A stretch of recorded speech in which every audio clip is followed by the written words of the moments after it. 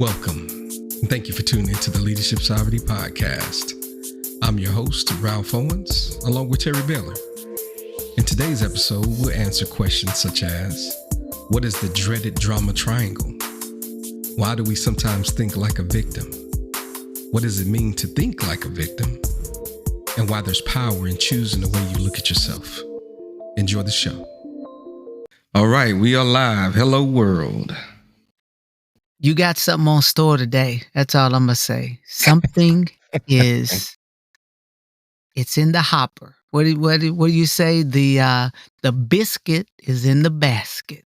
Yes, yes, and yes. As you can tell, Terry and I are extremely excited about today's topic. We are going to talk about a book that we both read called The Power of TED, T-E-D, The Empowerment Dynamic.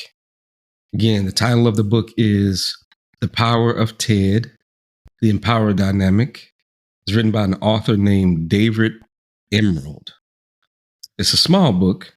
I would say relatively a short read. Honestly, a lot of people that I talk to, they read this book, they all say, I hated that book.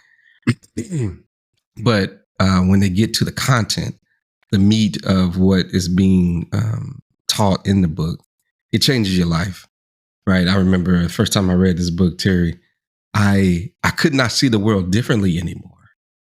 It put those lenses on my eyes that now I can't unsee this, right? And I'm constantly judging and evaluating situations and people that I come in contact with as a result of this book. Any opening thoughts for you? Yeah, so I'll tie in. I was one of those guys that was like, man, this book. But to Ralph's point, if you can commit to reading it, the concepts that are in the book, the ideas, you're just gonna, quite honestly, you're gonna see yourself differently, right? Yeah. As much as you will be able to utilize this information and leverage it in every experience you have with others, I believe the biggest differentiator is going to be with how you see yourself and how you understand who you are in different situations, right? What particular aspect are you playing? So, Ralph, let's do this. Why, you know, how do you feel about laying the groundwork on the three principles? Yeah. I guess in terms of maybe it's probably more than three, but those Yeah. core principles, and then we can kind of get into to the to the meat of it. Yeah, absolutely. So the thought behind it is there is what's called the dreaded drama triangle. And this is basically a thought around the approaches that people think from, right? And in this triangle, there are three different roles. The main role is the victim. The secondary role is the persecutor. And the third role is the rescuer. So let's just jump in right there, right? So it talks about the central role being the victim. So what does that mean exactly? And I love this title that they have for victim. It says victimhood, the death of a dream. And it says that victims may be defensive, submissive, over accommodating to others, passive aggressive, in conflict, and dependent on others, self-worth, overly sensitive, even manipulative. They're often angry, resentful, and envious, feeling unworthy or ashamed about their circumstances. And then it says, at the core of any victim, you'll find the psychic death of a dream. All victims have experienced loss, a thought, desire, or aspiration, even if they're not aware of it. So we're talking about people who think with a victim mentality, right? And in that, these are those who always think that everything is coming against them.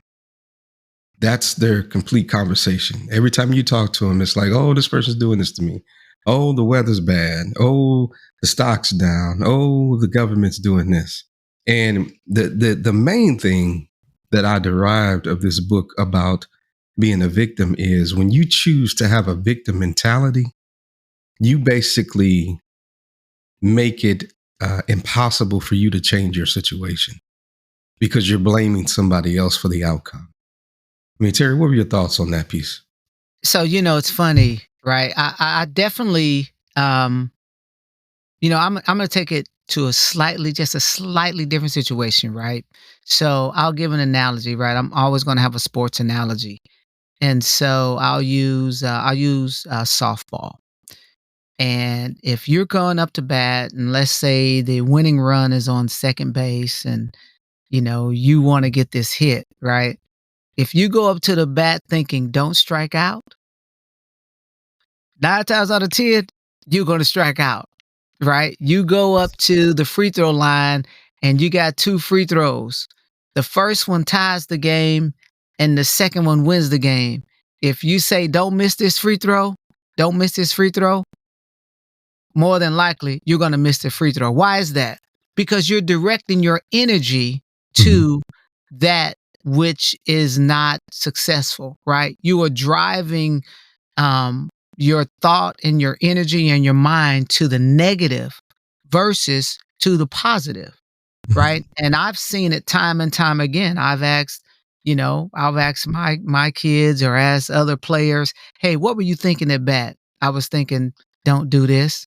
And I would ask, "What'd you do?" Exactly what I was thinking, what I didn't want to do.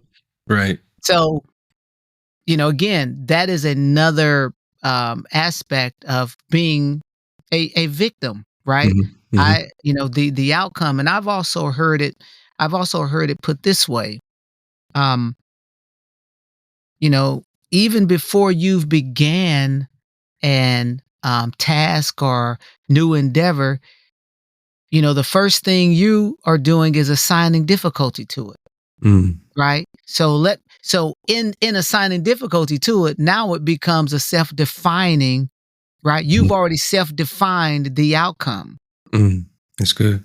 You see what I'm saying? Mm-hmm. So, it's not to say, we're not going to have this utopian, everything's roses. No, we're Mm-hmm. not necessarily saying that. We want to still operate in reality. Mm-hmm. What we want to do though is have our focus and our intent to be towards winning Mm-hmm. Yeah, that's great. ultimately, right? Yeah, it's really good. Yeah, yeah, yeah, yeah. And I think also too, being a victim is a choice. And some people will hear that and say, "Oh no, but you don't know what happened to me." No, how you see yourself is how you choose to see yourself. And we all have chosen to be the victim at some point in our lives, Yep. right? You Yep. can you can So find it you know daily. what? Hey, you know what? Let's just let everybody off the hook. We've all done it. Yes. Yes. Yep. Absolutely. I mean, even today, I mean, it's like one of those things where you can analyze yourself in the day of today and say, you know what, in that situation, I was being a victim. Yep. Right. Because again, when you are a victim, you choose to complain about what something or someone else is doing to you, and you totally absolve yourself from having any power to change it. It's all the other person's fault. Right. Right. Thank you for listening to the Leadership Sovereignty Podcast. We hope that you not only enjoyed the content, but gained something to help you on your personal leadership journey. Feel free to reach out to us on X and Instagram under the handles Leadership Sovereignty. Until next time, stay safe, peace, and blessings.